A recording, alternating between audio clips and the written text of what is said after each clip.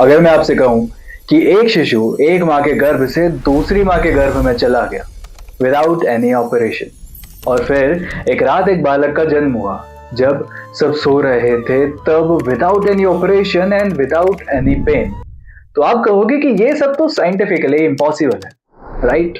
लेकिन शायद ancient India के लिए नहीं। ये कहानी है श्री कृष्ण और उनके भाई श्री बलराम के जन्म की, और हम आज इसे देखेंगे सिर्फ भक्ति से ही नहीं, साइंस से भी। It was the darkest of nights. राजा कंस की बहन Devaki was pregnant with her 7th child, लेकिन वो खुश नहीं थी। इंस्टेड शी वॉज स्केयर्ड, क्योंकि एक आकाशवाणी के अनुसार उनका 8वां पुत्र कंस की हत्या करने वाला था, और इसीलिए कंस ने उनके पहले 6 शिशुओं को मार दिया, रूथलेसली, विदाउट मर्सी। लेकिन ऐसा उनके 7वें शिशु के साथ नहीं हुआ, क्योंकि मिरेकलसली माता देवकी के गर्भ से उनका 7वां शिशु गायब हो गया। And what's more fascinating is that वो शिशु वासुदेव जी की पहली पत्नी माता रोहिणी के गर्भ में आ गया। वो शिशु थे बलराम। फिर आया उनका 8वां पुत्र श्री कृष्ण। आधी रात को जब सब सो रहे थे, सारे गार्ड्स सो रहे थे, सब गेट्स अपने आप खुल।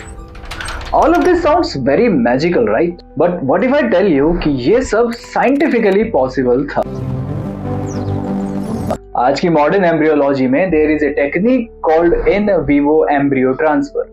इसमें एक नेचुरली कंसीव्ड एम्ब्रियो को एक वोम से निकालकर दूसरे वोम में ट्रांसफर किया जाता है। सबसे पहले successful embryo transfer which resulted in a live birth took place in 1984 at the University of California, जिसने ये प्रूव कर दिया that gestational transfers are medically possible. And since its first successful operation, 70 से ज्यादा birth इस technique से हो चुके। Now according to Shrimad Bhagavat Mahapuran, Balram ji के जन्म में माता देवकी से माता रोहिणी के गर्भ तक वूम ट्रांसफर हुआ था। A technique of modern surrogacy जो हमें आज पता चली है, वो भारत में 7,500 साल पहले हो चुकी। But wait, एक कैच है। भागवत महापुराण में लिखा है कि ये सब किया था देवी योग माया ने, but that's more spiritual than scientific. लेकिन what if that was not देवी Yogmaya but some ancient ऋषिज, जिनके पास कुछ ऐसी टूल्स और टेक्निक्स थे जो हमें आज तक नहीं पता, एंड देवी Yogmaya was just a symbolic of advance thought. Now coming to the night of Ashtami after Shravan Purnima. लेकिन उससे पहले अगर आपको इस चीज में भी डाउट है कि श्री कृष्ण का जन्म असल में हुआ था या नहीं, तो let me tell you something interesting. Shri Harivansh Puran और श्रीमद् भागवत महापुराण में श्री कृष्ण के जन्म के कुछ एस्ट्रोनॉमिकल इवेंट्स मेंशन किए हैं।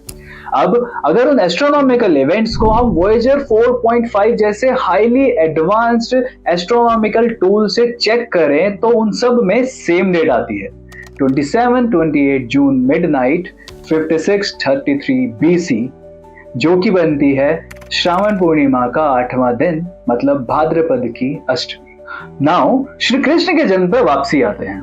It is said that Shri Krishna का जन्म एक नॉर्मल पेनलेस डिलीवरी से हुआ था, और उनके बर्थ के बाद सारे के सारे दरवाजे अपने आप खुले।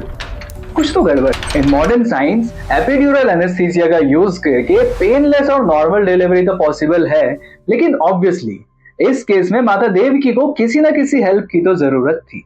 And then the opening of gates, so definitely there was some help provided to Vasudev ji and Mata Devi. Then it is said that Vasudev ji Shri Krishna को यमुना पार करके गोकुल ले गए भारी बारिश में, जब यमुना उफान पर थी। लेकिन ये सच नहीं। देखो, हर 2000 साल में हिंदू कैलेंडर के हिसाब से 1 महीने का डिफरेंस आता है विद रिस्पेक्ट टू ऋतु। मतलब श्रावण मास जो अभी वर्षा ऋतु के दूसरे महीने में आता है, वो 2000 साल पहले वर्षा ऋतु के पहले महीने में आएगा।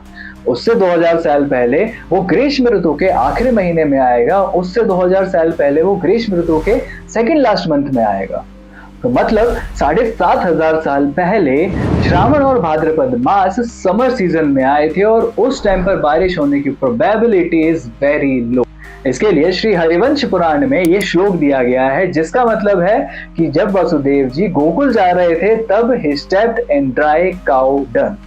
मतलब बारिश भारी या हल्की कैसी भी हो, उसका सवाल ही पैदा नहीं। तो इस Janmashtami let's be clear with this, Shri Krishna की कहानी is not mythology but some misunderstood science and facts, क्योंकि ancient Bharat never worshipped myths. They worshipped science that was far beyond our reality. अब अगर आपको ये वीडियो अच्छी लगी हो तो जय श्री कृष्ण कमेंट कीजिए, वीडियो को लाइक कीजिए और वीडियो को ज्यादा से ज्यादा शेयर कीजिए ताकि सब लोग ये जान सकें दैट श्री कृष्ण का जन्म रियल था, श्री कृष्ण रियल थे and it is complete science based fact. I will see you in the next video कुछ नए फैक्ट्स के साथ ये प्रूव करने that Sanatan is not mythology, it is a futuristic science. जय श्री